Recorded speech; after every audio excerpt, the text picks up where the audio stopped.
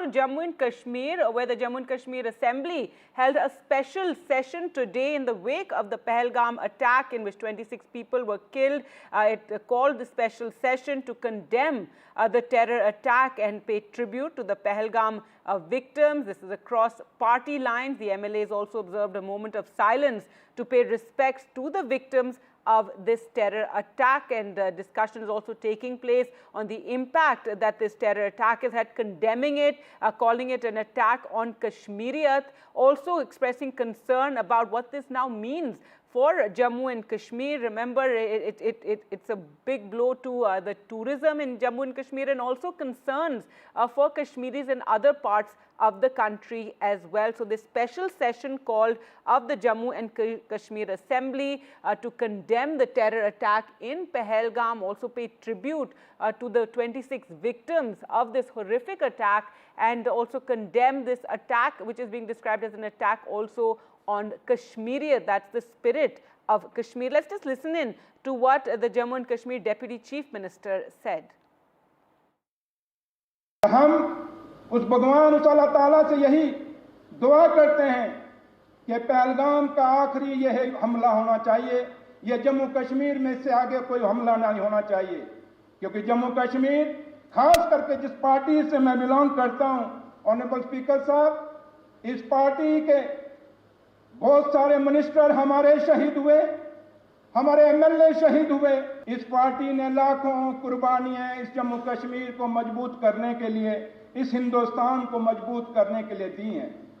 इसलिए आज के इस अवसर पर जब मैं श्रद्धांजलि अपने उन पहलगाम के उन टूरिस्ट को, उन मेहमानों को देता हूं, उसके साथ साथ शहीद सईद आदिल हुसैन शाह साहब को भी देता हूं। This House unequivocally condemns the heinous, cowardly act that resulted in the loss of innocent lives. Such acts of terror are a direct assault on the ethos of Kashmir. The values enshrined in our Constitution and the spirit of unity, peace and harmony that have long characterized Jammu and Kashmir and our nation. This House stands in full solidarity with the victims and their families. We extend our deepest condolences to those who have suffered irreparable loss and affirm our collective resolve to share in their grief and support them in their hour of need. This House commends the people of Jammu and Kashmir for their extraordinary display of unity, compassion and resilience in the aftermath of attack, the peaceful demonstration across town and villages, and the spontaneous outpouring of moral and material support towards tourists reaffirm the people's steadfast commitment to peace, communal harmony and the rule of law. Well, let's go across to NDTV's Nazir Masoodi, who joins us from outside the Assembly. Nazir, tell us more about what took place in the Assembly, a moment of silence, tribute to the victims of this horrific terror attack, condemnation as well, and describing it as an attack on Kashmiriyat.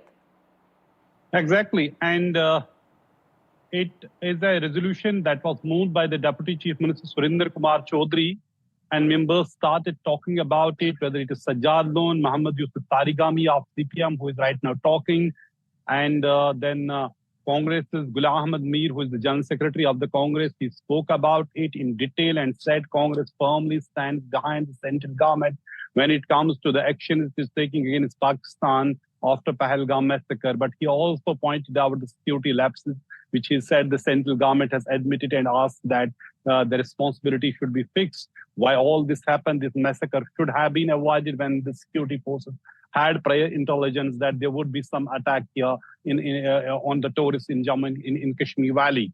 So having said that, this is a very extraordinary session of Jammu and Kashmir Assembly. For the first time, it's happening when we know there have been multiple massacres, incidents, but this is first time the session is being convened to condemn this attack. And when Deputy Chief Minister Surinder Chaudhary moved the resolution says it is a barbaric act and it has been strongly condemned. They want the end of terrorism from Jammu and Kashmir. They also paid homage to the victims of this terrorism, and there was a special mention of Sayyid Adil Hussain Shah, the local Poniwala who gave his life while trying to save tourists and resisting terrorists. So there was a special mention of him as well.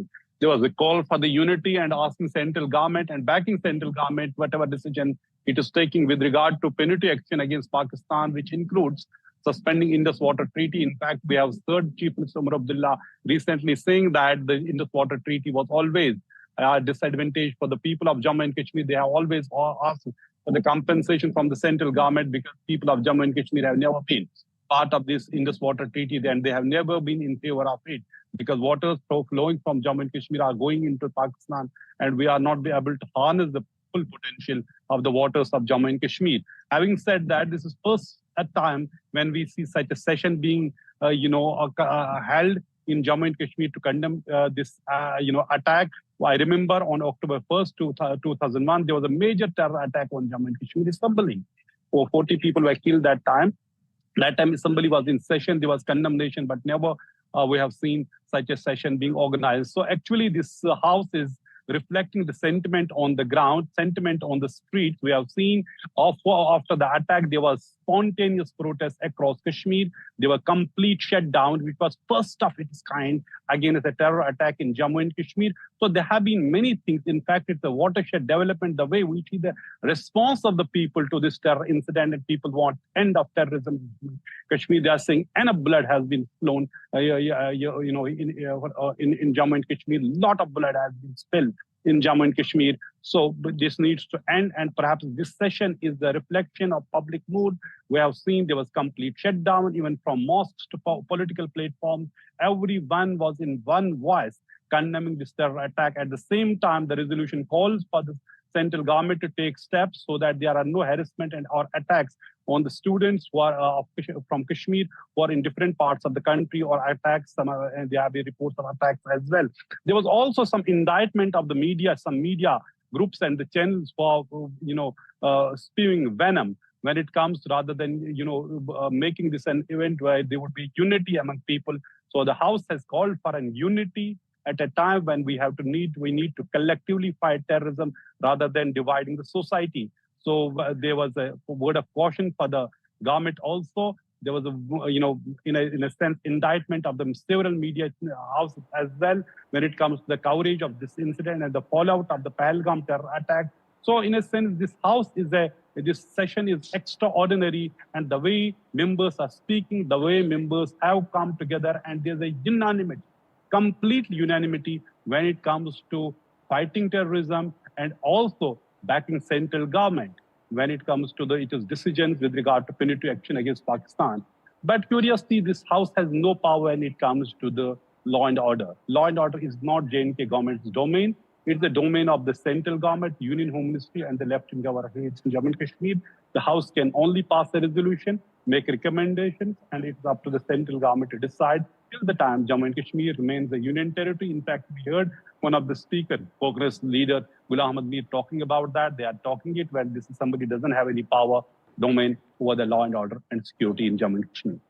That's right, but all-round condemnation there, a special session of the Assembly being called, of the Jammu and Kashmir Assembly, and, describing this attack as an attack on Kashmiriyat. Now, speaking of concerns being expressed, and Nazir, you were speaking to some of the MLAs, some of the leaders who are there at the Assembly, and there is concern about the fallout of this attack also being on the Kashmiris who are in other parts of the country, and that is something that was expressed in the Assembly as well. Tell us a bit more about that. Any, any sort of request or message to the center regarding this?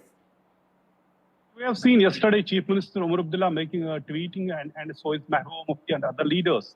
So Umar Abdullah talking about that there should not be any misplaced action when it comes to fighting terrorism. He was perhaps referring to recent demolition of the houses with IED blasts at several houses which were the relative the families of the terrorists, and there were at least two civilian killings. Both were brothers of militants. One is in the jail, one is in Pakistan. There have been mass arrests. So political leadership asking the government in Jammu and Kashmir, those who are responsible for security, to exercise caution. You fight terrorism decisively, but make a distinction between terrorists and innocent people.